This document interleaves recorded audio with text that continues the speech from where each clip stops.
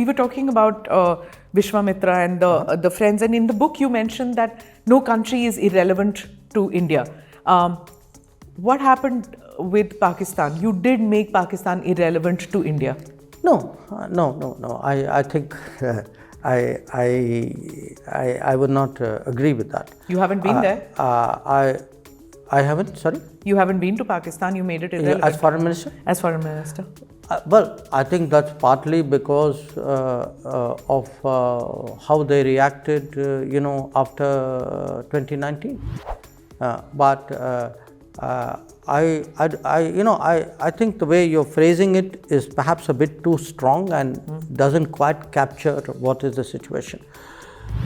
What Pakistan was trying to do, not now, but over multiple decades, was really to use cross-border terrorism to bring India to the table. Okay, that in essence was its core policy.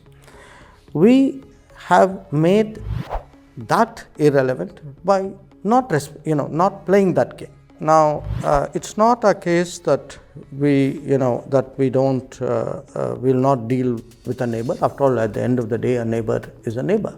But it is that we will not deal, on the basis of terms that they set where the practice of terrorism is deemed as legitimate and effective in order to bring it to the table. In the book, you mention a number of places or times in our history where mind games have to be played by diplomats, by politicians when dealing with other countries.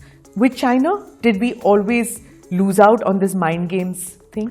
No, I don't think we always lost out, but I would argue that at various points of time, we could have,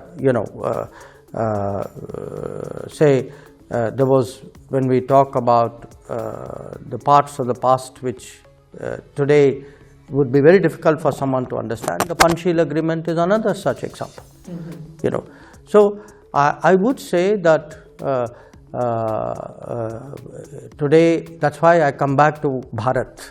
Yeah. That the role of confidence, the role of assurance, the fact, we are a multiple millennia civilization.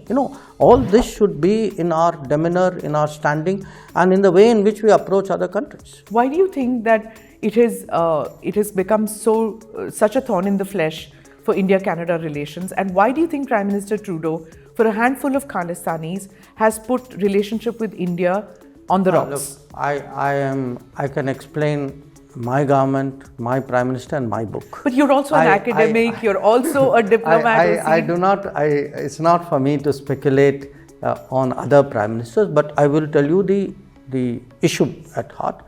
The issue at heart is the fact that in Canadian politics, these Khalistani forces have been given a lot of space and have been allowed to indulge in activities which I think are damaging to the relationship, clearly not in India's interest, but I would argue not in Canada's interest either.